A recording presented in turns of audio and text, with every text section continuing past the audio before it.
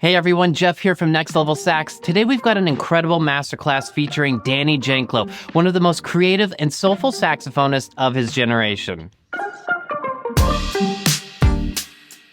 Danny's a Grammy winner for his work on John Beasley's Munkestra and was the youngest ever winner of the North American Saxophone Alliance competition. He later took first place at the Detroit Jazz Festival Saxophone Competition and has performed with absolute legends, including Stevie Wonder, Herbie Hancock, Wayne Shorter, and so many others. In this session, he shares some of his most powerful concepts for tone, articulation, and keeping your ideas fresh when you play over jazz standards. Before we get started, make sure you grab the free PDF that goes along with this masterclass. Inside, you'll find the exact exercises Danny demonstrates, including his daily warm-ups, articulation studies, and some fantastic examples of how to reinvigorate your approach to standards. It's completely free and designed to help you follow along in real time as Danny plays through these ideas. You can download it using the link right below, and seriously grab it now so that you can get the most out of what Danny's sharing. Danny also just released his latest album, Balance Internal Realm, which is now available on vinyl and all streaming platforms. If you want to dive deeper into his sound and explore his approach even further, he's got additional exercises, charts, and resources available on his online shop. All of those links are waiting for you in the description below. While you're there, be sure to check out my modern Pentatonics Crash Course. It's a perfect companion to going next level with your melodic lines. It includes a 95-page PDF workbook with fully notated exercises for all saxophones, 5 in-depth video lessons so you can hear, see, and play along with each example, visual graphs and diagrams showing intervallic shifts and resolution paths at a glance, plus key insights and takeaways to help you focus on what really matters in your practice. And if you want to go even deeper, come join us inside the Next Level Sax community. Members get weekly vocabulary PDFs, video mini lessons, etudes, access to all of my books, and the chance to join our live stream masterclasses where you can ask guest artists like Danny your questions directly. It's an amazing community of players from all around the world, all working towards the same goal, to get better together. All right, let's jump in, grab your horn, download that free PDF, and enjoy this inspiring masterclass with the incredible Danny Janklow.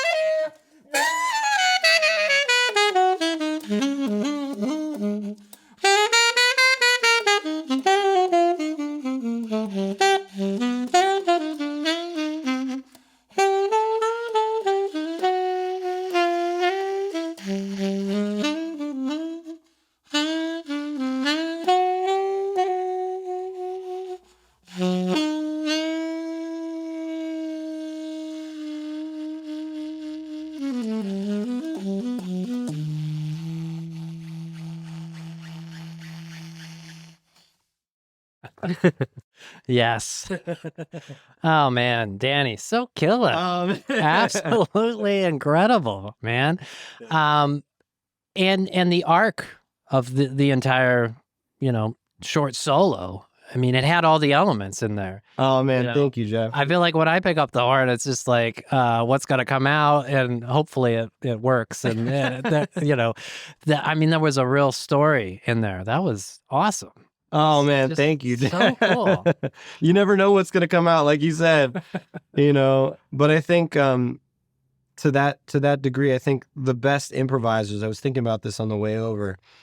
The best improvisers are the most patient ones, and even I think that's the biggest challenge with improvising is like, how can you be patient, especially when you're playing by yourself? How can you be patient with the unknown, and all the space, right? Like all the space when you're playing a cappella, how can you use that space gracefully? And I think that's the hardest part, Well, I think you were the first one on here that has left any space. Not that it's a bad thing that people didn't, but it's very noticeable in a good way. Thank you, Jeff. Yeah. Appreciate it. Let's talk about the setup. Sure. Tell me about the horn and mouthpiece and gear. So this horn, wow, it's a Mark VI, 110,000. Really, it's a special horn because I got it when I was really young. It was kind of a bar mitzvah gift from my father when I was 13 or turning 13, and it's been with me for a very long time. So it's kind of, it's been, like my ride or die in a way. It's like I've learned so much on this horn. Sometimes I was kind of focused on tenor for a little while in my my youth. Like in high school, I started playing a lot of tenor. In college, I kind of got back to the alto. But I mean, it's been my ride or die, and I've experimented with other horns like Yamahas and really beautiful like custom Z Yamahas, Eastmans, and even the Selmer Supreme, which I also have now. But I always come back to the sound of the Mark VI, even though there's so many challenges playing this horn. It's a longbow horn, if you could see that. So that means these are uneven. If these two, I'm not sure what to call them. What is this called? Show me. These two right here. Well, the rings? The rings, yeah. Yeah. I guess so. The way they soldered them, basically this part is uneven. So it's called a longbow. And it makes for a difficult, in my experience, makes for a difficult time in the lower register sometimes. And even like, in the upper register, it's not also that consistent. Even I missed one note on that last solo, and that's okay. Cause like, I love those moments where like you play something and it's like not perfect. Like, so this horn, even though I experienced some imperfections, like I have played more perfect horns than this one, but I just love the sound and the sweetness and the flexibility and the, I think the imperfections are kind of what makes this horn so beautiful. And so like, I always come back to it, even though it's harder to play. To get to the mouthpiece and reed situation, these are all Van Doren. Actually, this neck strap's Van Doren too.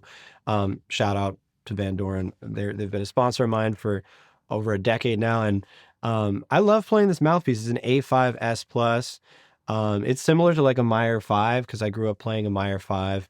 And I haven't really steered too far away, like on my alto setup. I haven't really steered too far away from that setup that I grew up playing. And this, it's like a 2.5 blue box reed, great reed.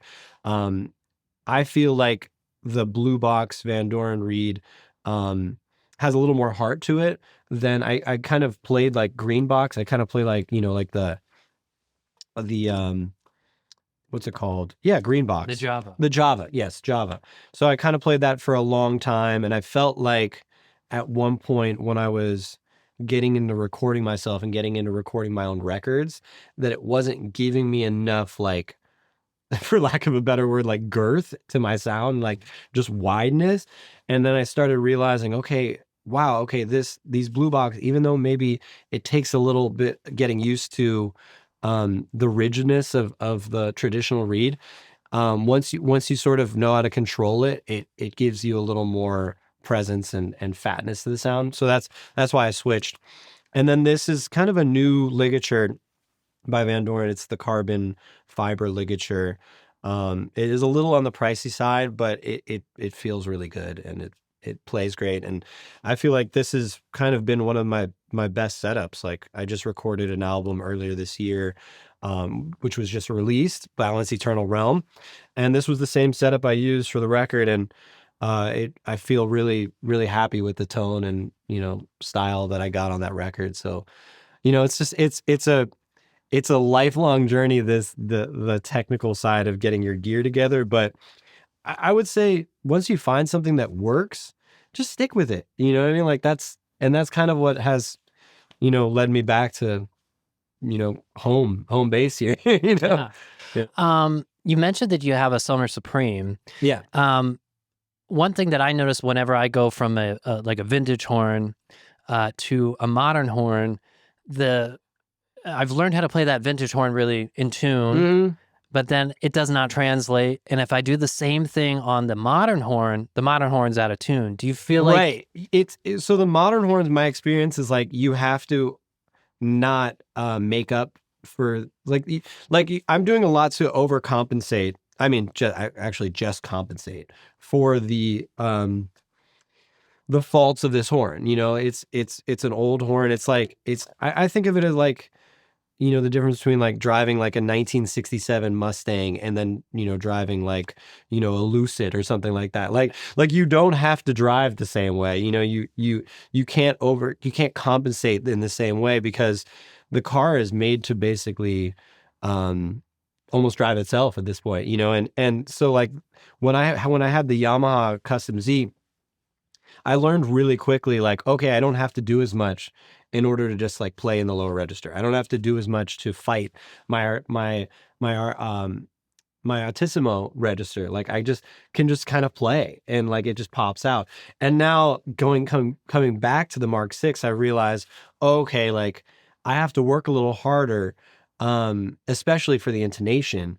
But the reward is like so much more beautiful, because like when it happens, it like, you know, it feels right. And I never felt the click with those modern horns. I mean, even the Supreme, I really like the Supreme. And there are moments that I do play it, if I need it for sessions and stuff like that, it really comes in handy because I don't have to battle intonation. But there's a certain register, and it's really in the left hand of the alto, that I need sweetness, and I need like some more flexibility. And it's never been there with any of the modern horns, so, and I think that's why I came back to this. Is like I need that register to be like beautiful and like Johnny Hodge style, like when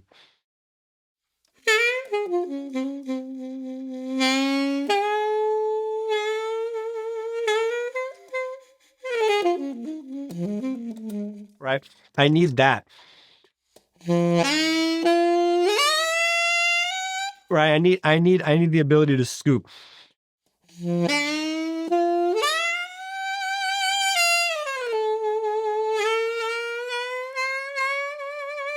Right. I need that sweetness.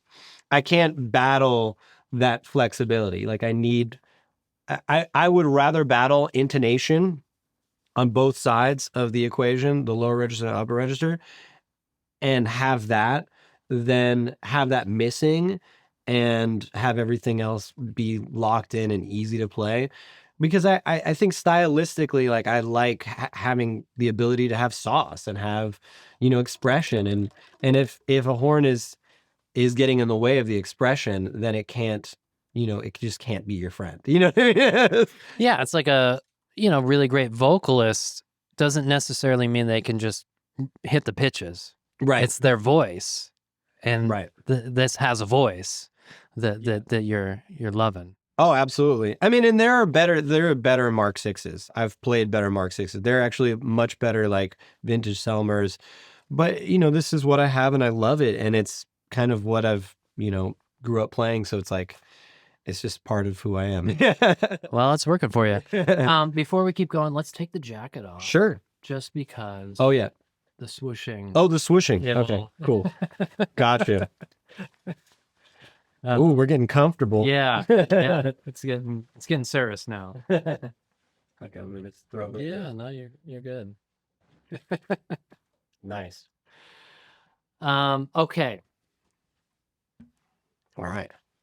So, I've got questions here that I've written down, and it's not me looking at somebody that's texting me. It's that I have specific questions I want to make sure that I get to. Sounds good. And I will always forget.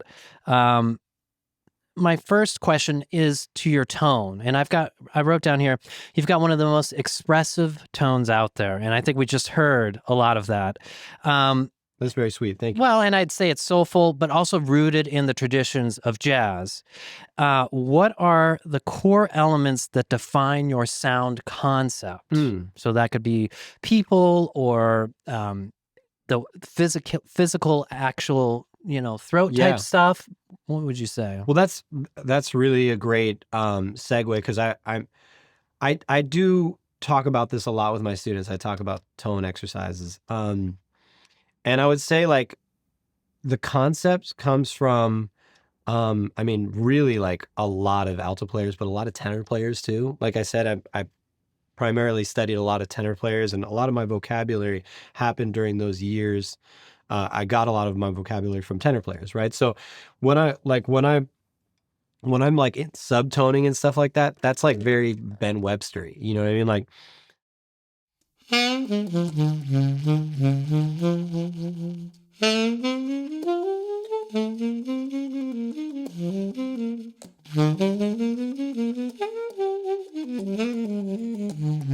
right? That's very like Ben Webster, and I grew up loving Ben Webster, but I wanted to transfer it to alto, and I loved like Dexter Gordon and stuff like that, and like so those guys. So a lot of that Sonny Rollins, like a lot of that kind of style of tone, like big tenor tones, but like fuzzy, warm, round. I wanted to figure out a way to like merge that with the alto players I loved, and I also grew up loving like Cannibal Adderley, and Cannibal Adderley, like, yeah, we all know Cannibal, so it's like Cannibal is so distinct. I almost had to like stop listening to him because I was sounding so much like I wanted to play like him that, I had to start like really going the polar opposite way of like listening to like Lee Konitz and like, and so like these concepts kind of came from all different angles. And, like a lot of people, I think you kind of start realizing, okay, I identify with this tone and I identify with this style and I identify with this approach. And then over time, it sort of starts almost like stewing in a pot. And then you start realizing, okay, this is actually more closer to who I am. Like these ingredients that I've gotten through, all the players I named, but then also, like studying like trumpet players, even like, like studying like the tone of like Lee Morgan. Like I was like fascinated. I was like, oh, okay, well, how do I sort of incorporate like the way Lee plays? And, so it's like you start realizing like, I don't need to only be influenced by saxophone players. Like I can be influenced by even a guitar player, like just the style, like somebody that comes to mind right away who influenced me a lot in my phrasing and stuff is like Peter Bernstein, great guitar player. And, so it's like when you start learning how those players use inflections and how they express their tone and their lines and their phrasing, you start realizing like the talk of tone, the concept of tone is a lot more complicated than just like your sound. Your tone is actually like tied deeply to, your rhythm, and it's tied to your articulation. And so, when we talk actually a little bit about articulation, we'll talk about also tone, and also your time is your tone, so it's like we can't like look at somebody like Sonny Rollins without talking about, like, yes, his tone is unbelievable, but his tone is his time, and his time is his articulation. It's all this like one like thing, like it's separate elements, but it's become one thing. And it's kind of unbelievable when you start kind of zooming back and realizing like what is tone and what is your sound. So getting more into like the specifics, I'm going to talk about really quickly an exercise that helped me a lot. And this is what I do with literally all my students. I love this. So technically, when I think of tone, conceptually we talked about that, but technically what I'm thinking about is like really three parts, right? It's three parts on the horn, it's three parts on your body, right? I'll talk about the horn first because it's a little less complicated, right?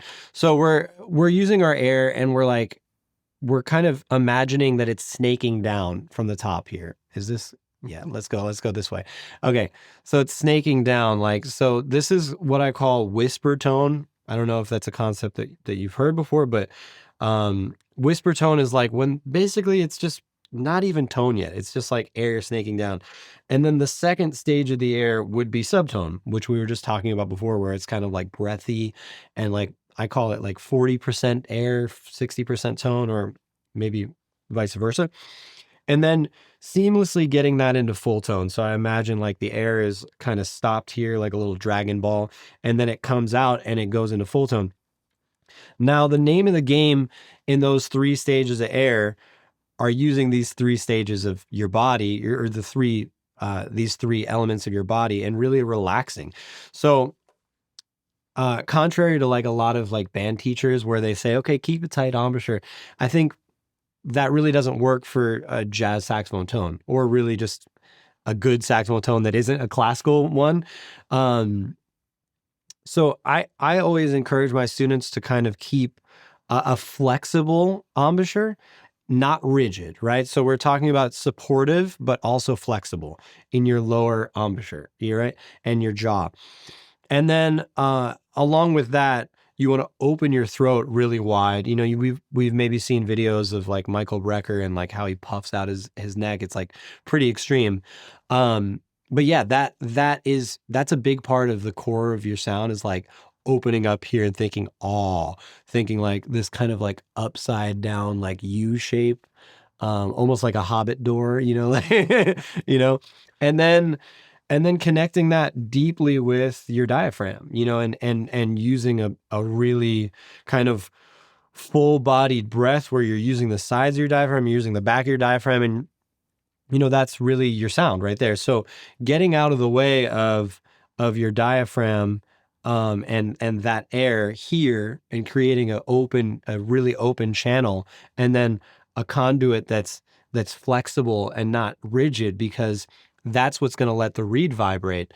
Those three things in tandem with this exercise, the visual exercise I gave you there, that's the goal of this exercise. So I call it anti-overtone exercise, right? So pretend like you have just like no notes except a low B flat, and try this. So here's what you don't want to have happen right off the bat. Right? And you may experience that, right? So that means you're too tight here. You're maybe a little closed here, and you're not getting a big enough breath. Here's what you're striving for. I'm going to try my best because usually you need a couple of shots to do this, but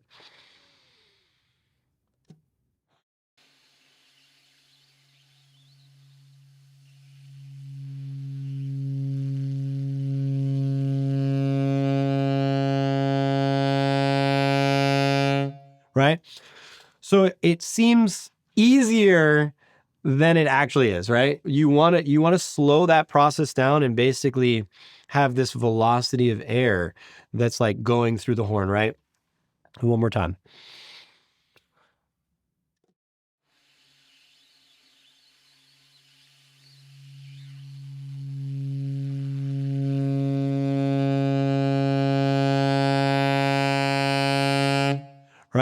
all the way into full tone, right? So it's those 3 stages of air connecting, right?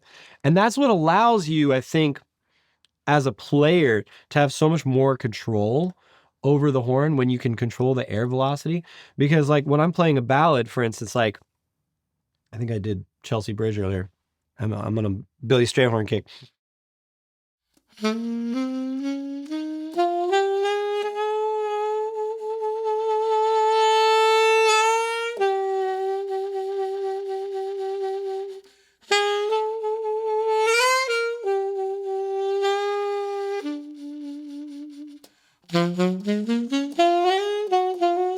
Right? You can exaggerate the air. You can bring it back and forth, like forward and back, right?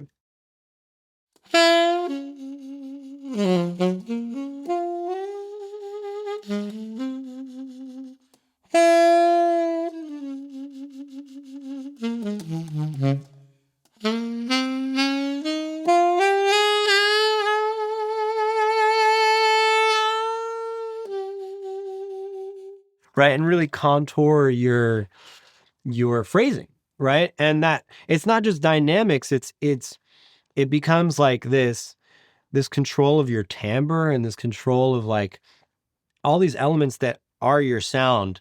And I think that's often overlooked when we study saxophone sound. You know, it's like, oh yeah, just have a good tone, but like what is having a good tone? You know, so like this to me has helped redefine what my concept of teaching tone is, and it's helped a lot of my students like have a more control of their sound, you know. Yeah.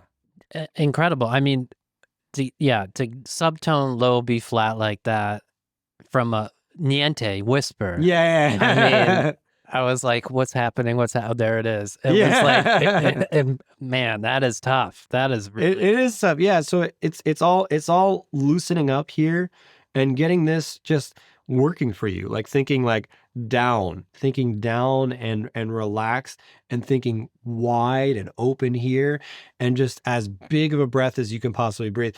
And also learning how to breathe and not doing this when you're breathing.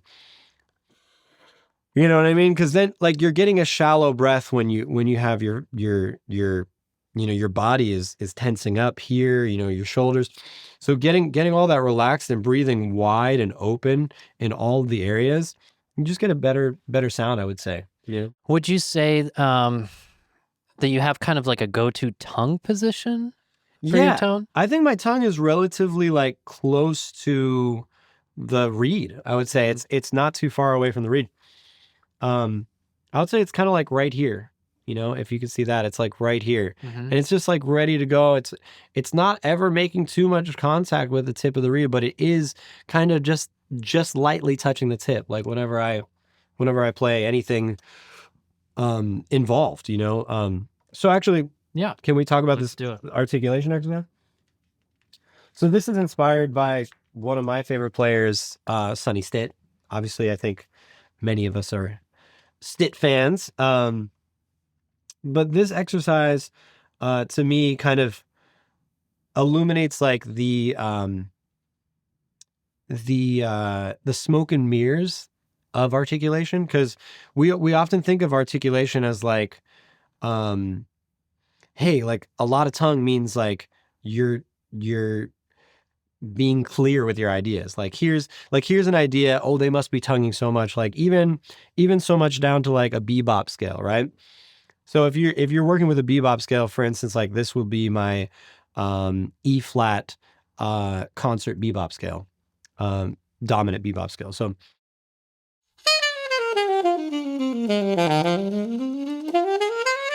right. So I can do that without tonguing and really use my air to tongue, right? And that's actually going to be more beneficial than me going ta ta ta ta ta ta ta ta ta ta ta ta, right? Instead of going any tongue at all, I'm just going to kind of use my air.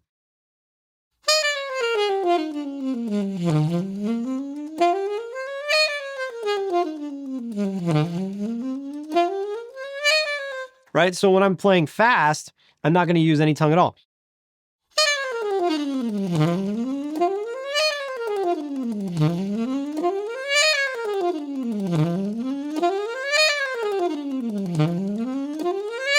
right? But if I add a little tongue in there, it just gives a little bit of clarity. And where I add the tongue is the most important part. So si dao dao dao dao, right?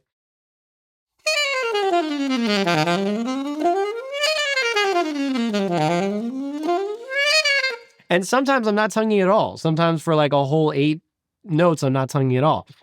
So that's the magic of the articulation. And so this exercise is kind of an enclosure exercise on a major triad.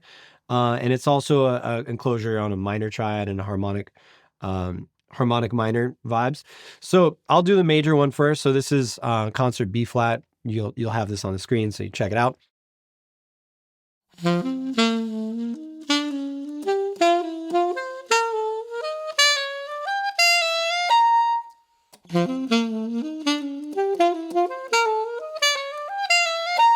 So the magic of this articulation exercise, or at least from my perspective, the magic is that we're ghosting some of the notes, we're air accenting some of the notes, and then we're actually tonguing one of the notes of each of those four notes of the 4-note grouping, right?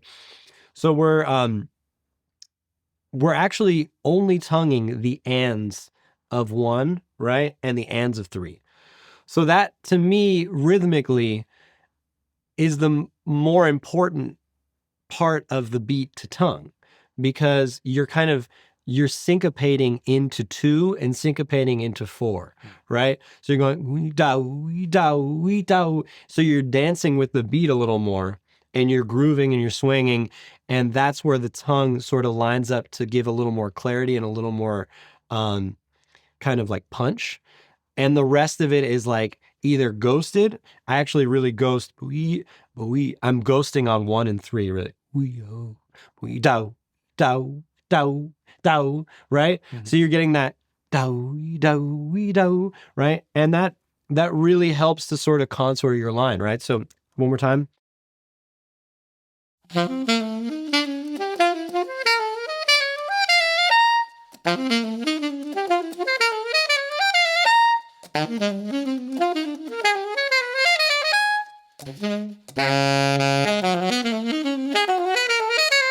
Right? So here's the melodic minor version of this. So basically we're just flatting the third, right? But it has a really cool sound.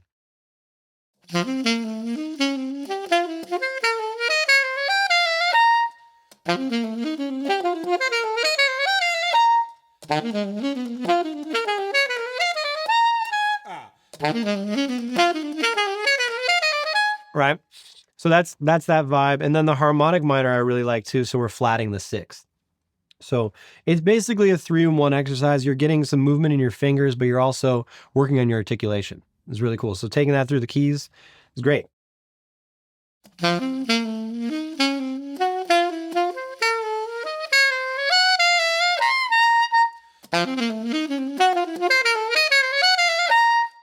Sometimes that G pops out like that. It's the hardest one. Right? So that's kind of something that I like to work on. And if I'm playing, like for instance, if I'm playing a tune, sometimes I'll incorporate that idea. For instance, like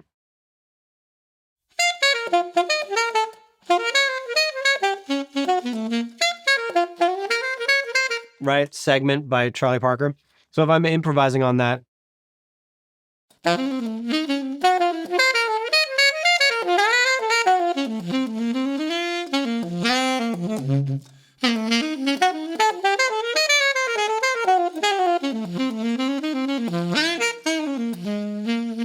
right, that kind of thing, that really helps to sort of give a little momentum to a line, so it is sort of like a cool lick, but it also is an exercise in articulation. Hey there, sorry to jump in real quick while you're watching, but if you've been digging this video so far, I've got something I think you'll really want to check out. Let me ask you this. You've studied the theory, you've learned the licks, you've played the heads, and even transcribed the solos, but your own playing still isn't locking in like the greats. Why not? Most players think they need more vocabulary or fancier substitutions to sound better, but in reality, the missing piece, the thing that actually makes someone sound like a jazz player, isn't more notes. It's tone, articulation, and time feel, and that's exactly what this course is built around. Welcome to the Jazz Saxophone Blueprint, mastering tone, articulation, and time feel. This is my complete step-by-step course to help you build your sound, style, and swing feel your playing has been missing. This isn't just a random collection of lessons, it's the result of decades of study, performance, and teaching, all distilled into a structured system that has helped saxophonists finally sound the way they know they're capable of. Inside, you'll get access to over 25 in-depth video lessons, no fluff, just the exact methods I use with students and pros. Full demonstration videos so you can hear and see exactly how each concept works. Downloadable PDFs for every exercise, phrase, and concept. No guesswork. A complete course workbook that includes all exercises in one place, plus a key insights section for every lesson so you can absorb the most important takeaways and track your progress clearly. You'll learn how to develop a resonant, focused tone through overtone and tuning exercises, and how to build a swing and time feel through articulation, breath accents, pivot patterns, and blues phrasing. This course is designed to meet you where you are, and it's totally self-paced. You can move freely between lessons and sections at any time, but I've also organized everything in a clear progression to help you get the most out of the material. Plus, you'll be able to download a full book of 200 jazz phrases over the most important chord progression in jazz, the 2-5-1. This is a lifetime study of vocabulary with bebop phrasing, altered dominant ideas, and even a built-in practice tracker to help you stay on course. You'll also get bonus lessons like my 5-step improvisation method, a major chord and scale workout, blues phrasing and how to keep things rhythmically interesting, a full melodic breakdown of blue bossa, bebop enclosures, approach notes, and sidestepping sequences. Whether you're an adult learner getting back into playing the horn, a serious high school player preparing for auditions, or a professional looking to refine your core sound, this course gives you the foundation to play musically, confidently, and authentically. So if you're tired of guessing, if you're tired of sounding almost there, click the link and join me inside the Jazz Saxophone Blueprint. Let's make your playing feel as good as it sounds in your head. I'll see you inside the course. One question that I hear a lot, and I'm interested and curious to see what you might say about it, is the ghosting. And oftentimes I'll get the question, how do you ghost? Yeah. And so what is your concept of how you're ghosting? Is it like pulling the air away? Is it regulating the air in a certain way? Or... That's a great question. And I would say it's the air never stops, right? It's just what you choose to like let the reed sort of vibrate with. You know what I mean? I wouldn't say like you're deadening the reed, but I would say you're allowing like a little more punch to vibrate the reed on the air accents, right? So like my air is consistent. Like when like going back to that bebop scale.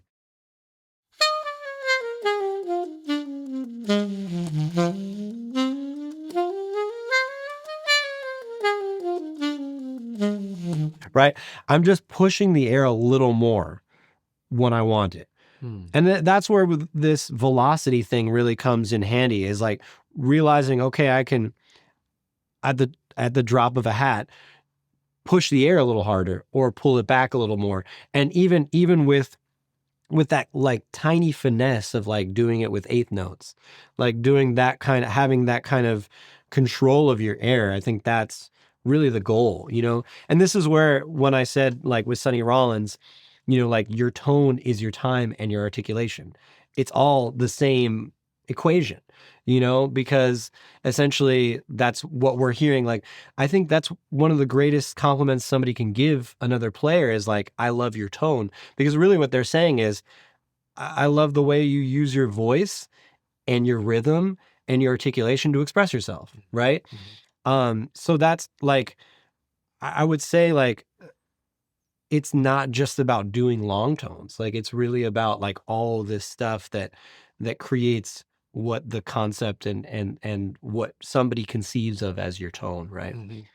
Yeah, I'd like to think of sometimes you want to be adding to the airstream rather than taking away. Yeah. So like that bass volume is kind of your lower mezzo piano, not ghosted, but close. Yeah. And then you're just adding to it rather than, because a lot of times people try and shut the air off to ghost Yeah. the note.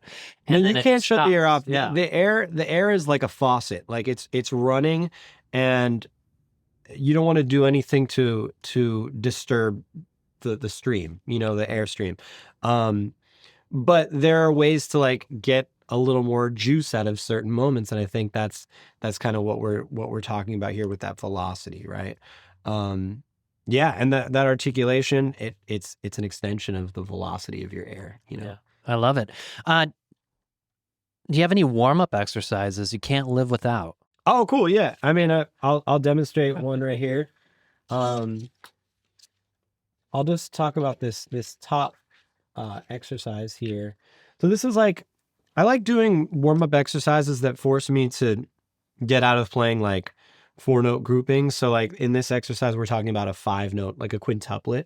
But we're working with like a minor 7 chord, right? So, and we're approaching the minor 7 chord from a 13 as opposed to the root, right?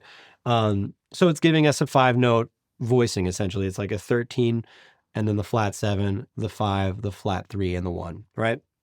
So I'll do this, and I'll try to be articulation based with the way I play this, right? You'll hear.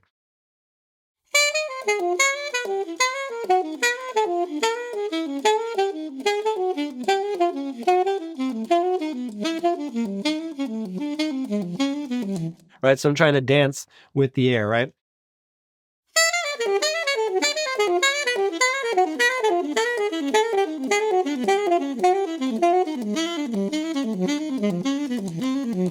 Right, so if I have a moment to warm up, sometimes I'll do that. And then you can take this through, minor 7 flat 5s. It sounds really cool.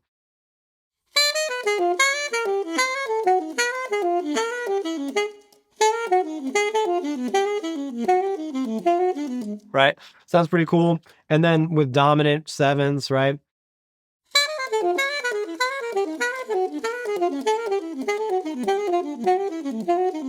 Right, that kind of, it sounds cool, right? You can do it with major chords approaching from the flat 7 to the natural 7. And you can get as creative as you want with this, but it's a cool way of sort of just breaking out of the 8th note thing. It's a nice way of like getting into a rhythmic flow that's maybe a little different. And another exercise I really like to do is just triplets, like chromatic triplets. And I try to do this quicker usually than I should, but I'm going to slow it down for now.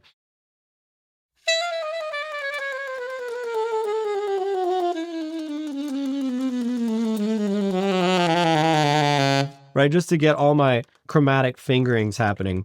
So like my side C there, side B flat, side F sharp, right? I'm trying to use all like the little sort of classical saxophone fingerings. And it comes in handy sometimes to do that.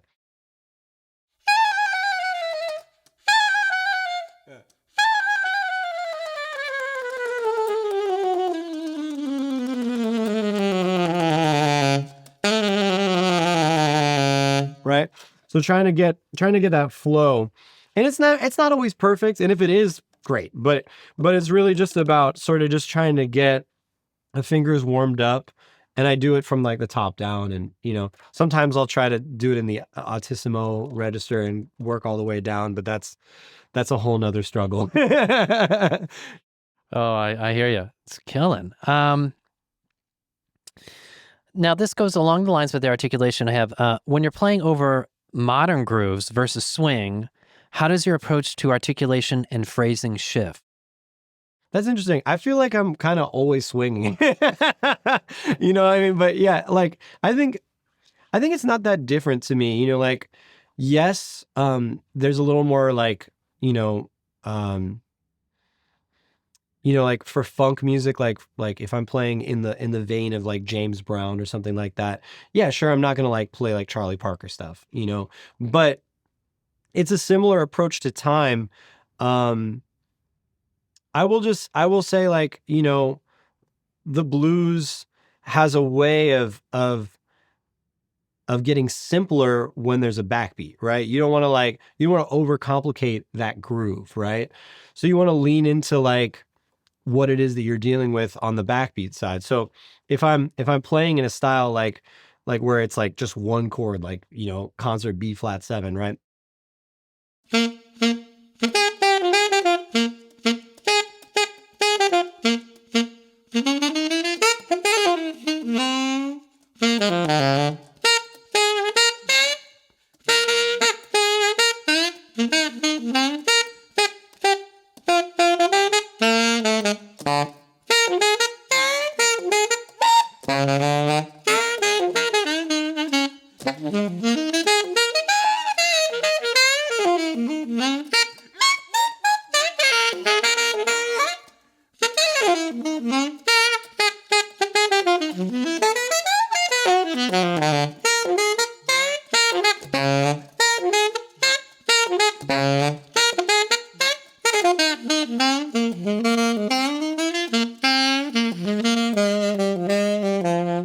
Right.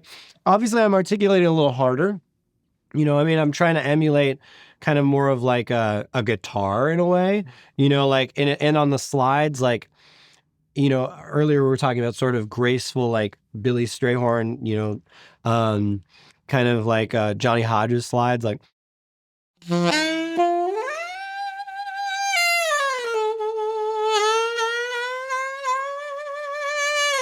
you know, like that kind of sliding is not what you're doing when you're playing funk music. It's like,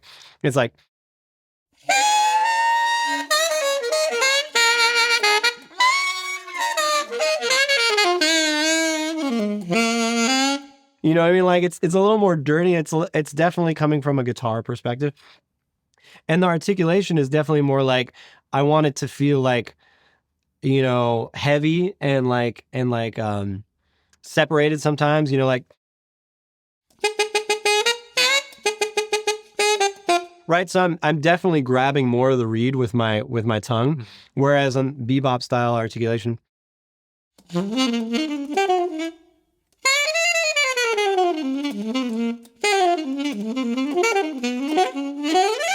right?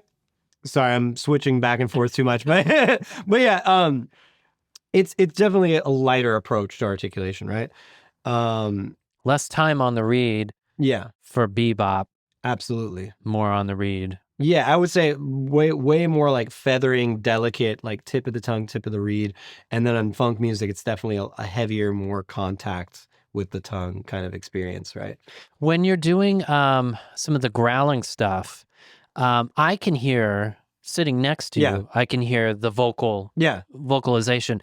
And are you trying to match the pitch that No, you're not actually? necessarily. Not necessarily. It almost doesn't really matter. But yeah, that kind of gets a little more dirt, you know, in the whole vibe. No, I love it. And sometimes I've heard that you know, some people try to match Yeah. the actual pitch and you know, some people don't. I was curious. Yeah. I don't think I'm like necessarily singing the same note, but I'm sure if I did it, maybe it'd be better. I don't know. But maybe it'd be just different. I don't know. There is really no better. And the thing about that I love about like playing funk music and like playing a one chord vamp is that it really forces you to think about riffing. And I think like the art of the riff, I don't want to say it's been lost, but it's definitely like not in the forefront of like modern like jazz anymore, you know? And to me, like that's what I loved about this music. Like when I heard like Cannonball Adderley or when I heard, you know, really any of the players I talked about, like they had and still have because they're timeless, but they have this ability to reel you in with like three notes and be able to transform those three notes or those four notes into like you were saying earlier, like kind of a whole story, right? And when I hear somebody play the blues that really knows how to riff, I hear just a well thought out idea that keeps like transforming into more, illustrations, and I think the art of the riff really starts with like, the blues. And so like whether you want to play the blues as, with a swing beat or with a backbeat, like you really do want to start realizing how can I use my tone, my time, my articulation, and my note choices to create rhythms that rhyme with each other, right? So that's kind of what I was doing with that funk thing. But going back to a more jazz, jazz blues.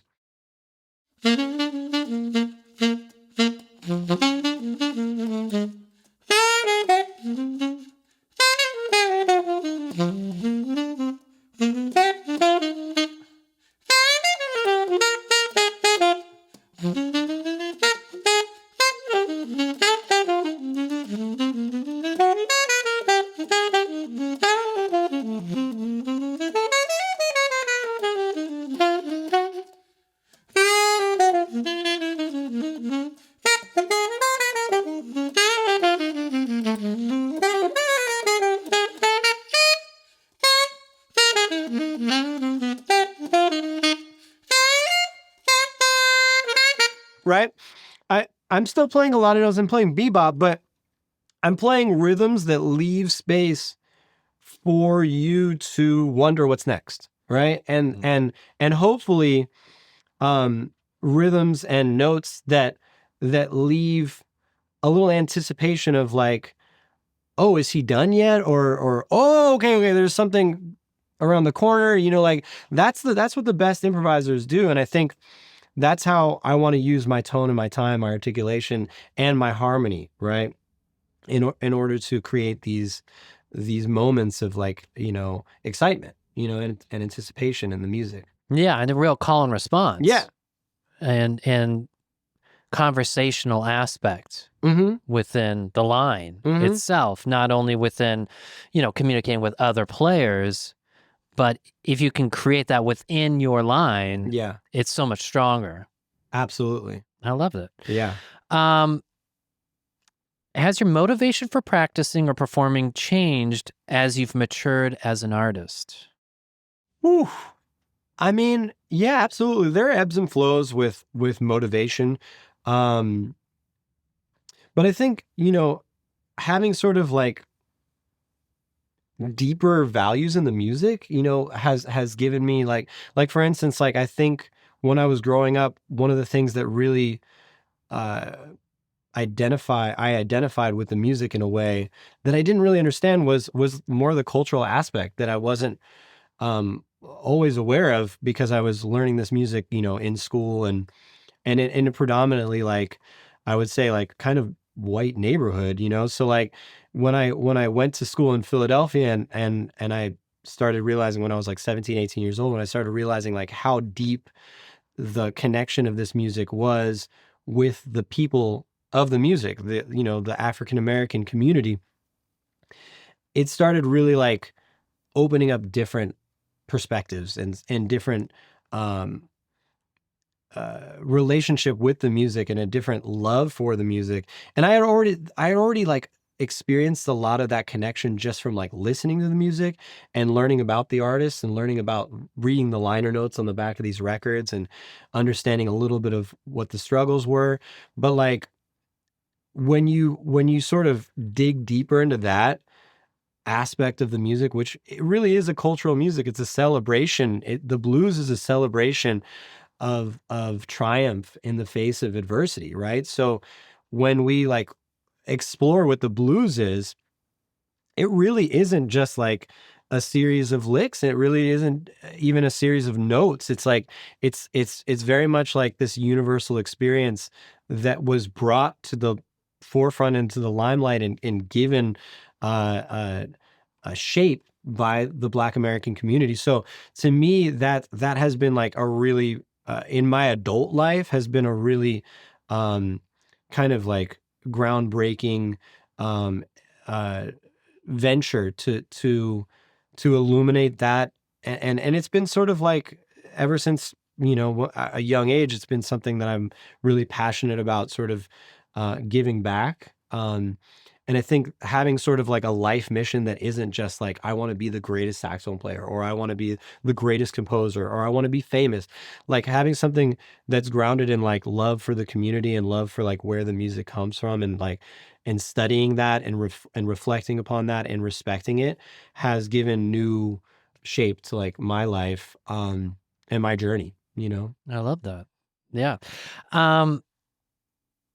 What's one concept or mindset you return to when you feel creatively stuck? Oh, wow. One concept or mindset. I would say that, like simplicity is something that always is a constant, right? So like what we were doing with the riffing thing, like that really helps. Like if you feel like, oh man, my technique isn't where I want it to be, start simplifying. Like there's actually an exercise that I do on a lot of songs. But here it is on a bird blues. And it's something that I just try to take one voice at a time, right? So this is bird blues melodic voice leading, right? So this is like a 3-note voicing. I use this on literally every standard. Like I try to, I don't write it out always, but I try to map it out so I know, where I'm dealing with the sketch through the changes, right? So I'll demonstrate sort of what I try to do if I'm feeling stuck on a tune. I'll try to just take one voice at a time and improvise rhythmically with it, right? So here's voice leading from the top voice, that E.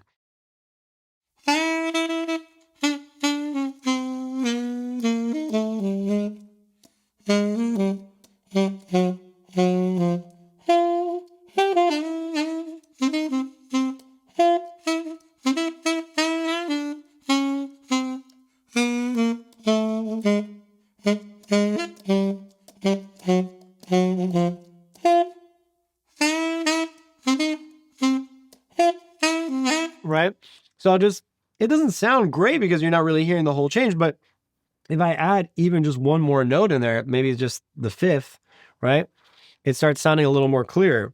And it's actually very simple to do, right? We're not playing like huge lines or arpeggios. We're just kind of outlining the shape of the possible melodic voice leading, right? Which is really cool. So here's like the seventh and the fifth.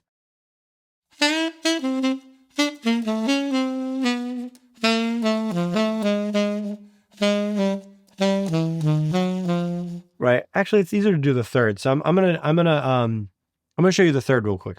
So here's the bottom voice.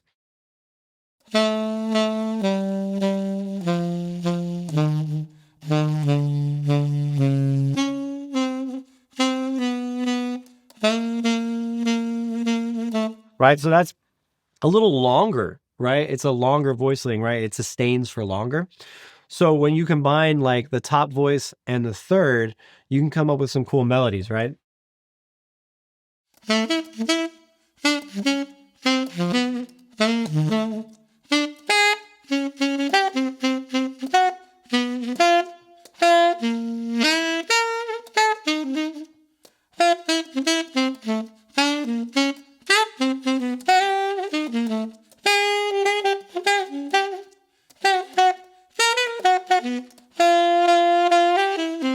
Right. So that's a way to get unstuck, right? Because you're focusing on what actually works, what's always reliable, and then you're also trying to be rhythmic with it and playful and have a conversation with something minimal and something simple. So if you're learning a tune and you're like, wow, these changes are difficult, try to approach it with, a little more finesse with the voice leading like that. And this is just a great example of how to do that, Yeah, I love that. With limitation comes freedom. Mm-hmm. And yeah, when you put those limits on yourself, you have to be creative. Yeah. Because you can't go with what naturally you want to gravitate towards, which is probably everything that you normally play all the time over and over. Right. So this is a great way to not go to those usual places. Absolutely. I love that. Absolutely.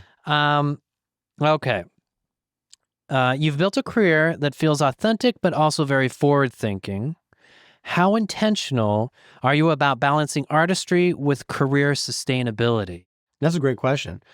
I mean, I think there's times to be selfish, and then there's times to share what you've been selfish about, right? And I think that's sort of like the ebb and flow of being an artist is like, okay, sometimes it's like I just need to sit with the music and reflect and learn and compose.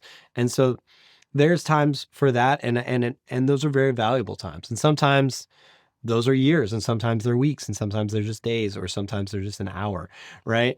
But then there's got to be a balance of that, because you want to share your art, right? And you want to share, you know, what you've created, and you want to share what you've collaborated on, and so finding a balance on that, I think, is a lifelong cycle and journey. So I find where I am right now is sort of coming out of a little bit of a creative flow.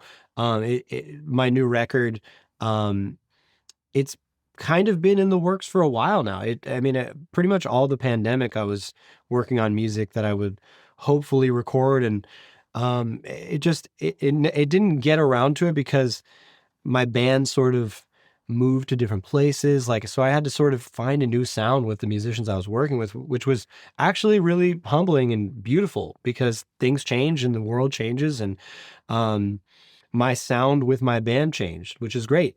And my compositions changed. So I had to embrace sort of the journey of going in a different direction, as many of us did during the pandemic. And coming through the pandemic, I think I learned a lot about myself compositionally. And so now this is an exciting moment, because I get to share sort of where that journey, that snapshot of that journey at the end of it, coming into this year and recording this record, has taken me, and that it's exciting, but it also is like, okay, I'm ready to go back and be creative again. Like, just as soon as you're ready to share something, it's like, oh, I'm inspired to do more. I'm inspired to get back in the studio and come up with other ideas, right? So it's never ending, right? This thing that we do.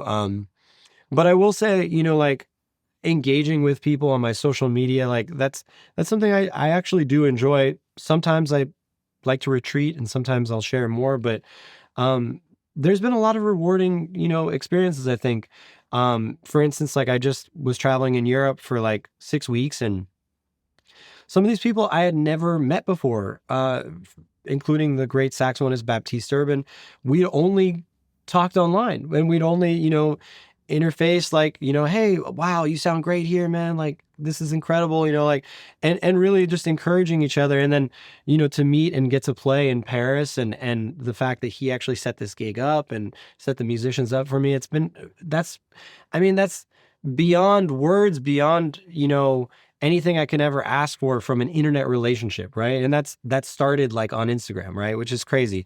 And we've been, and now it's like a real relationship, and like, he's going to come to LA. I'm going to try to set something up here. So it's like these kind of things, not just with other musicians, but with also fans, has been super rewarding. And I think it started with getting over the fear of sharing what you do, and for me, I think maybe that's a little more natural, like, for me to share. Like, I think from what people have told me when I was young, like, I was definitely more extroverted with my art. Even when I didn't have the chops that I do today, like, I was excited to get on stage and play. And, I think for everybody, it's a personal journey. For me, it's maybe not as hard to share my stuff as it is for other people, but there are other challenges that I've faced, in the music world. Like, for instance, one of the challenges is like reading music. Like, it didn't always come naturally to read music. So I had to work really, really hard on that.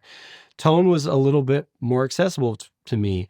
Time was a little more accessible to me, but reading music, learning harmony took a long time for me. Understanding and conceptualizing what harmony is and how it works, it really took a long time. I mean, I would even say up until like right around the pandemic was when I started realizing, oh, wow, this is how I conceive of harmony. I think it was always an ear thing for me, and it wasn't really a scientific concept until the last 5 years, and so it's like appreciating that your challenges are going to be your challenges and your strengths are going to be your strengths, and then just sharing it anyways. Then sharing your journey is actually kind of a good thing, and people might enjoy seeing where you're at, even if it's not perfect. Yeah, I always find that after you release something, especially if it's been like a long lead up, Yeah. and it's a big project or whatever, it's like as soon as it's out, like the next day, it's almost like this opposite effect of relief. It's like, okay, what am I gonna do now? Yeah. It's like I got to get back into doing something. Yeah.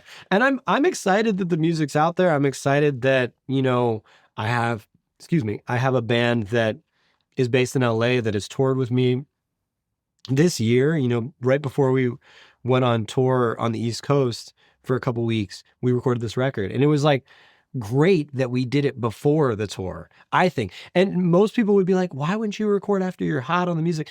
Because they were excited about the music, so we got in the studio and played it while it was fresh, and then went and played it live. And I think that experience was beautiful. There's no wrong or right here, because you could do the tour and then go in the studio and it might be better, but it might not be. You know what I mean? You're taking a risk either way. We might just be tired of playing it, so finding musicians that actually get excited about playing your music is actually the number one thing I would recommend as a composer, because you want to feel like every time you play the set or the record or whatever repertoire you're playing, that it is as fresh as the first time, right? And maybe it'll be different, and it will probably be different, but embracing that it's going to be different every time, and that you're on this, discovery with other people that are excited about digging deep into the music is actually, to me, that's been eye-opening and transformative as a composer, because I think I write less complicated stuff because I trust my musicians more, and then I allow the magic to sort of be, the X factor, as opposed to like forcing the music to be something that it's maybe not supposed to be. Yeah, and knowing what your bandmates are capable of, what they bring to the table, and that's something like like we were talking about Duke Ellington and all of those. That's what they did. They knew what those players are capable of. They write for that, and to have the ability to do that, that's the setting. To be around musicians that can take your music to a level that, at least in my case, that I never would have been able to like communicate myself. Absolutely. I mean, and it goes back to what I was talking about a little bit ago about this being like a social music. It really is like a cultural thing. Like when you find your people that believe in the same thing that you do, even if you're not playing original music, like if you guys just love the same tunes, like, and you just, let's say you love Thelonious Monk and you just love playing Thelonious Monk's music, and you get together and you guys all, appreciate it, listen to it, play it together, practice it, like it starts being really fun, and you actually grow at rapid rate because you're experiencing the music together, and you're growing together, as opposed to like practicing Monk's music by itself, which also is important, but it's not going to take you to that level that you're going to get to when you're around other people who love the same music. Well, and that I have a question here that I wrote down. It's you've earned a Grammy with John Beasley's Monkestra. What did that project teach you about ensemble playing and interpreting Monk's music in a modern way? It was really, really cool to be a part of that project. Actually, it's still going. I think John just has a bunch of other stuff going on. But it's about 10 years, the project. So we did 3 Monkestra records, and I was on all 3, and I'm very, very grateful that I've played all over the world with John and the big band. Sometimes a little smaller. Sometimes we do septet things, but the music is always incredible. I would say, his imagination on how to transform Monk's music into different grooves, like sometimes more like D'Angelo grooves, or like sometimes like, even taking it even more old school than Monk, like kind of like a Duke Ellington approach to Monk, like exploring it from like the other sides of the cipher of what I call Black American music. It was an amazing experiment. It definitely paid off. I think everybody who's been a part of it has like grown tremendously from it, because we all kind of realized like, oh, Monk's music can be preserved, but also like put in these different like environments that it thrives, right? And I think that's the beauty of a composer like Thelonious Monk, where it's like you can play this music in so many different ways. You can play like, Monk's Dream in like 20 different ways, and it's still a really cool song. And then you can just play it the way Monk played it, and it's just equally as cool, right? So I think that's the beauty of a great composer, is like that you can write something that is simple enough to be adapted, but also complex enough to just be played exactly the way it is, right? I mean, Charlie Parker, same thing, like you could play all of Charlie Parker's tunes with a backbeat and it sounds totally different and interesting. Or you could just swing them, or you could play them really slow. It's really hard to play Donna Lee slow. I've discovered that recently. But yeah, I mean, it's like experiment with this stuff. And I think that's the beauty of it, and John's imagination with how he reimagined all these classic Monk tunes really taught us a lot, for sure. Speaking of gigs, gig horror stories. Everybody's got them. Yeah. You have any good ones?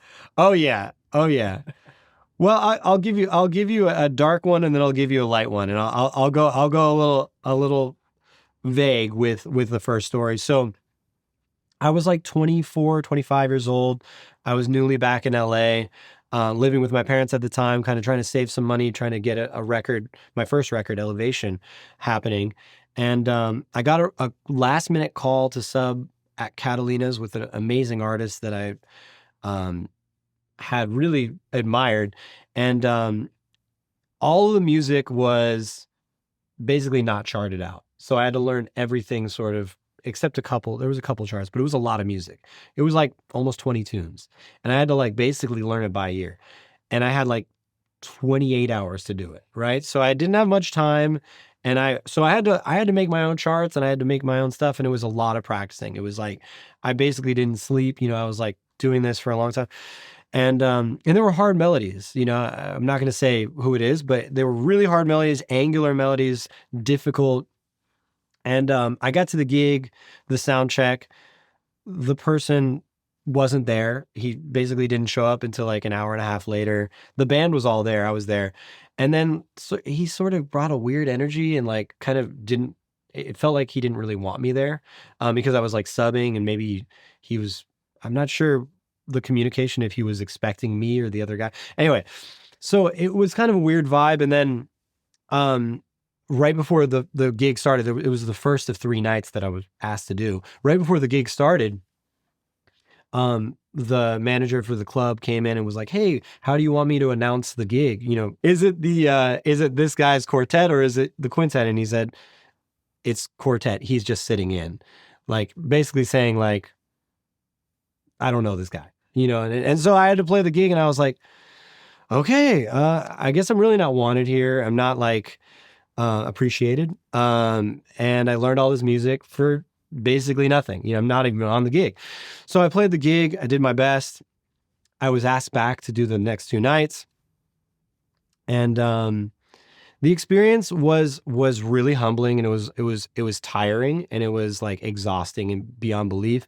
And on the second to last night, so the second night, I was called off to the side of the stage by the leader, and he basically told me like to not play obvious stuff, which was interesting. Like he was like, "Don't play obvious stuff." He said, "Do you know the expression Wayne scrambles eggs?" And I was like, "I'm not sure what you're talking about." He was talking about Wayne Shorter, and I was like, "Okay, cool." So basically, don't play the ideas that I was thinking of, like turn them lopsided, or whatever.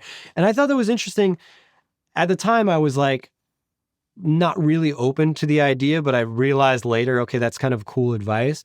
I came back the third night and I actually felt like I played really well and was proud of the way I presented the music that I had, taken a lot of time to learn, because I kind of got over like the fear of like being on stage with somebody that didn't really want me there. And it seemed like it all ended up well. And then at the very end of it, when I expected a paycheck, I never got one. So that's a gig horror story. Yeah. So like 3 nights of work for $0. And thankfully the guy who got me on the gig, was really, really sweet and ended up kind of sending me money out of his own pocket, which was unnecessary, but also very beautiful and kind of made up for, how horrible the interactions were. But that's the dark stuff. Here's a more funny story. When I was a little younger than that, a friend of mine booked a septet gig out in Temecula Jazz Festival. And we were all excited. We were like, 19 years old or whatever, back on summer break. And, oh, we got a gig at this jazz festival. Cool. We drive all the way out to Temecula. And they're like, okay, you can put your stuff back here. Great. Cool. We'll set up in a minute. We go out and check out what's happening on the main stage where we were supposed to play. And there was a band playing and they finished up and it was cool. The weather was beautiful. It was hot, but it was beautiful. And then this next band who played right before us came and took the stage and it was a Kiss cover band. And I couldn't believe it. I was like, okay, the Temecula International Jazz Festival featuring a Kiss cover band. Awesome. Okay, so we were watching this Kiss cover band and we started seeing like the clouds sort of like come like right over the stage. Like I kid you not, like it was like dark clouds just started. And I was like, oh, the jazz gods must be upset right now. So cut to like 15, 20 minutes before they were supposed to be done with their set. Those clouds erupted, downpour buckets all on the stage. And all of their gear was like destroyed. I mean, they had to stop the gig, of course, but they were like pouring buckets out of like the keyboards and like the guitars were just like sloshed and their makeup was running and it was so bad. And so basically like, all the people in the audience basically left. Like they were like, okay, like I'm not sitting here in the rain. Like I don't care about this band or the next band. Right. So we ended up playing indoors like an hour and a half later to like 5 people, and like, and like one of them was like a little girl who like fell asleep during like the performance. And it was like one of those, you hear like, about great stand-up comedy, like, and how they got started. And it was like, and like, it was 100% of the people that walked out during my set. It felt like that. It felt like a moment where I was like, wow, I'm going to remember this. Like when we're on stage in front of several thousand people or 10,000 people, whatever, playing at the Hollywood Bowl, at the jazz festivals. I'm going to remember this moment where like I went and played this jazz festival and there was like 4 people awake and one was asleep. That's what you say. This is not my life. So I'm glad we're laughing now after that first story. Everybody's got them. I love it. Let's do some lightning round. Sure. Questions. Okay, so these can be answered in one word or feel free to elaborate. First tune you ever memorized on the horn? I was just thinking about this. I think it was My Little Suede Shoes. And somebody called it the other day when I was overseas in Lisbon. It was a bird tribute. And they were like, hey, you want to play this song? I was like, first we played Confirmation. And I was like, oh, yeah, of course, got to play Confirmation. But then they were like, oh, we're going to end the set with My Little Suede Shoes. I was like, this is awesome. This is like the first tune I ever played. And it was beautiful to like play it in like a place I had never been. Yeah, I mean, it's amazing when you kind of reconnect with the roots of where you came from. I just like the tune. I remember hearing it on Charlie Parker's recordings and I was like, I'm going to learn this first. It was the easiest one in the Omni book, right? So true. And that's so cool. Like it was a Charlie Parker tune that kind of got the ball rolling. It was. Yeah. I love it. Yeah, definitely the easiest one in the album book for sure. Now that I'm thinking about it. Coffee before the gig or after? Depends on when the gig is, and sometimes coffee makes me jittery and sometimes coffee helps. I do like a good cup of coffee and then practice, but sometimes coffee before the gig can backfire on me. Where my fingers are a little shaky. I definitely don't recommend having too much espresso and then playing a gig, unless it's like, a high powered fusion situation where it's like, all right, it doesn't matter the finesse of the fingers. It's just like all energy, that's when coffee comes in handy. Late night session or early morning practice? I think I like late night session better. Yeah. I'm definitely an early morning person, but it doesn't really work so well as a jazz musician. Hey man, but it's good as a business person. Get it done in the morning. Yeah. The one standard you could solo on forever. Oh, I think the first one that comes to mind is Along Came Betty. I love that tune. It's a great, great song. Goes so many places. It really does. And it's a medium tempo where you can't really hide. Yeah. And it's hard. It's hard, but it's also like beautiful when you connect it, Yeah, I don't know. You can go on and on about that too. Yeah. Favorite venue you've ever played, and it's not the Temecula Jazz Festival, as that we've is determined. my favorite. I wonder where that little girl is now. I think I think it's the Blue Whale, the first Blue Whale, which they're opening up again. But they have a different location. But the Blue Whale it was such a home base. We probably saw each other. That was the first time I ever saw you. I had just moved to LA and I was living downtown, so I could walk to the Blue Whale.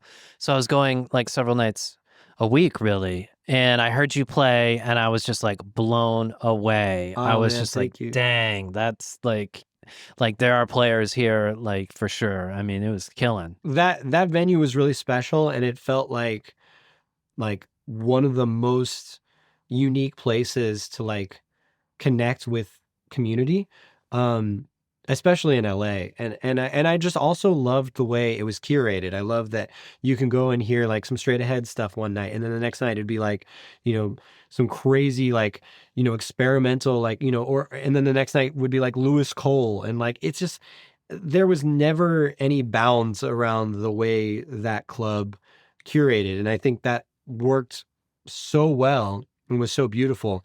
And I mean, I love a lot of different places. Like, I've played at like the BIM House. We just visited in Amsterdam. The BIM House is an incredible venue in Amsterdam, but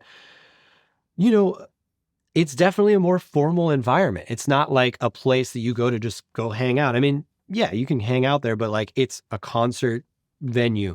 And like the Blue Whale was a concert venue, but it was also like this informal hang. You could just wander in and just kind of be like, wow, this place is cool, and I'm hearing like the best music in LA, and I think that balance was really beautiful. Yeah, that's where I met so many people. And I was just at a local club here, and I was telling somebody that it's really hard to find the same kind of vibe that we were experiencing at the Blue Whale, where there were actually musicians in the audience listening. And now when I go to see jazz shows, there's people there, but I don't see my peers that much. Yeah. And it's like, where is that community? And it was such a big part. And it's great to hear that they're coming back with something. Yeah. I mean, I think, the baked potato is a little bit like that. Like, and I think from the stories I've heard about the baked potato, like in the 70s and 80s and stuff, like it was definitely even more of a hang, especially for like the studio musicians.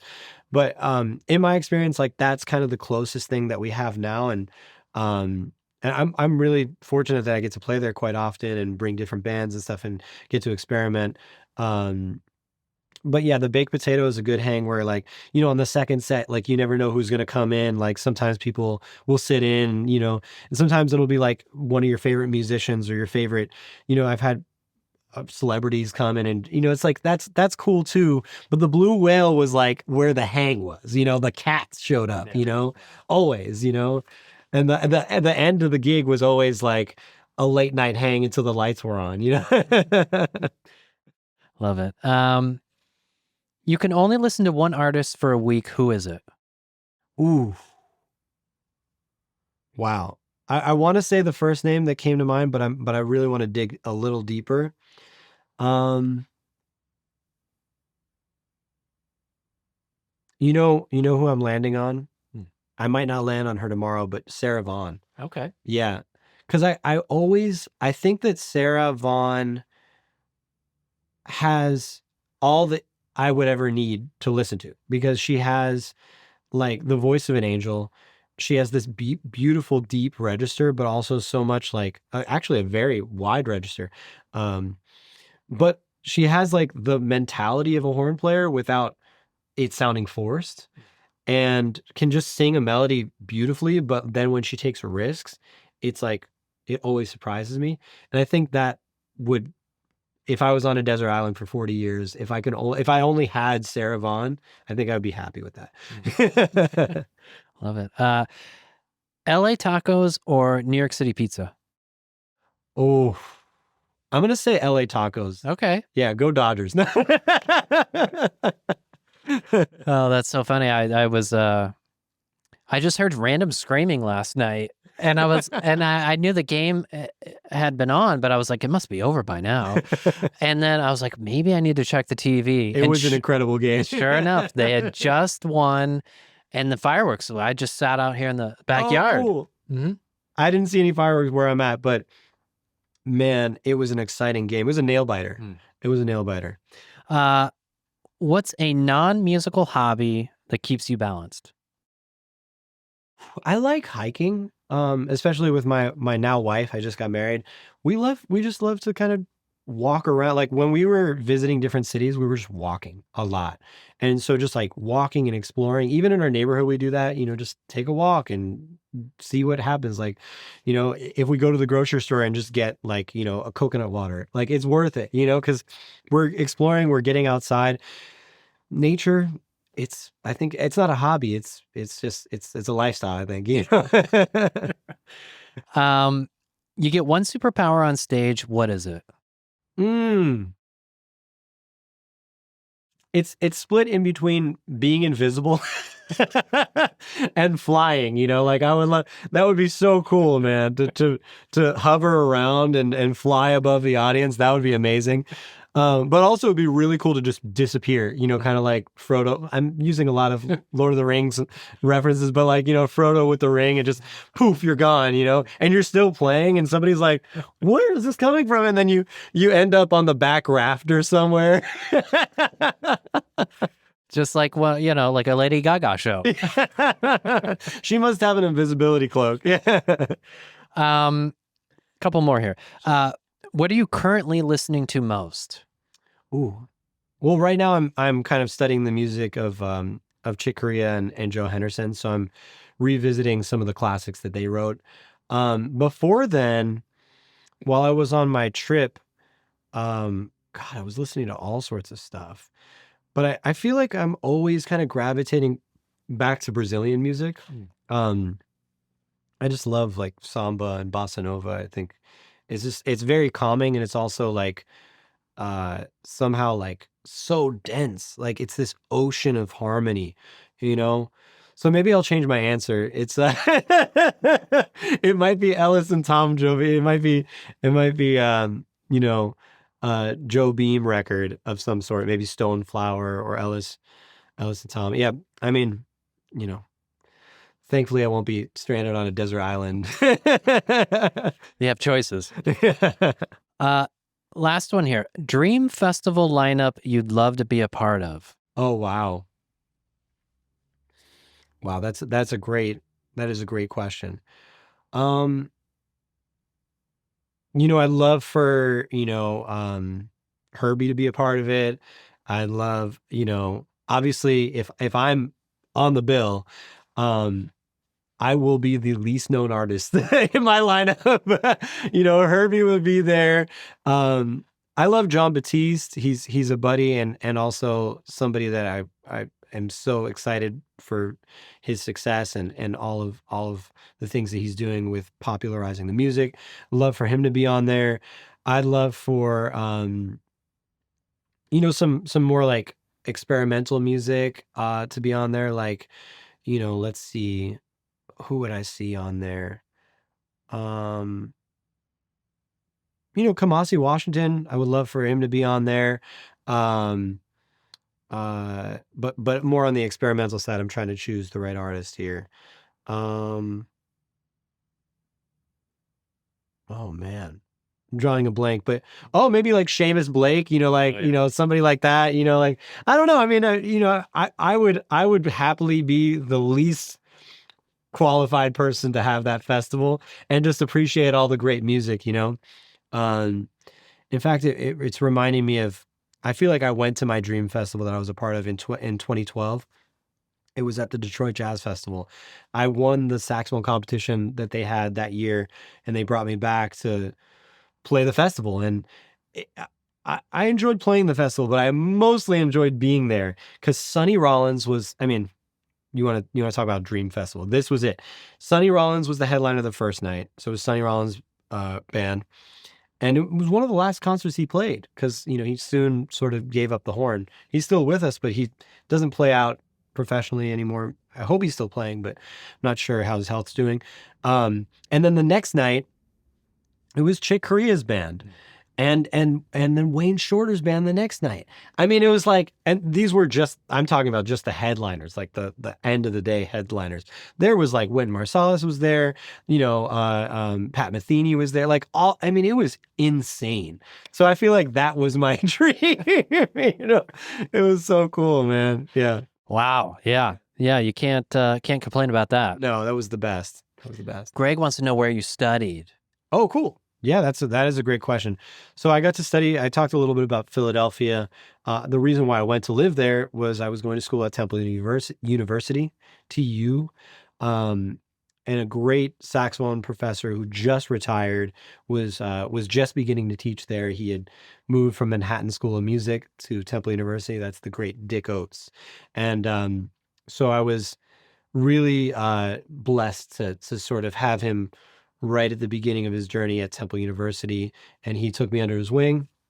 Terrell Stafford was a great mentor of mine. He ran the program there, and the local musicians in the scene sort of, brought me up, bolstered me up, and gave me opportunities to play while I was really young. So I was like 18. I was already like gigging in Philly, doing private gigs at the school, doing gigs out on the scene in Philly, getting to New York, playing in sessions, and getting to sort of explore a little bit of the New York scene because it's only an hour and a half away by car or train.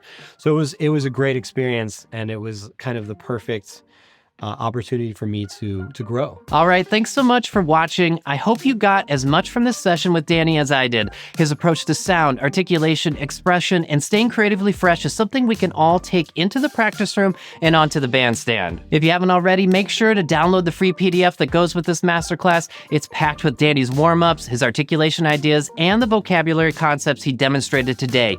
And it's designed to help you bring these ideas straight into your own playing. That link is right below in the description. And don't forget to check out Danny's new album, Balance Eternal Realm, available now on vinyl and all streaming platforms. He also has additional PDFs, exercises, and musical resources on his site. All are linked below. If you enjoyed today's masterclass and you want to keep leveling up, make sure to explore my Modern Pentatonics Crash Course. It's a fully structured system for using modern pentatonic language in a musical and expressive way. And you get the 95-page workbook, step-by-step videos, diagrams, and key insights to really internalize the sound. And of course, if you want to take your playing even further and be a part of something special, come join us in the Next Level Sax community. We do weekly PDFs, vocabulary lessons, live masterclasses, etudes, and you get access to all of my books and all of the guest sessions, including the chance to ask artists like Danny your questions live.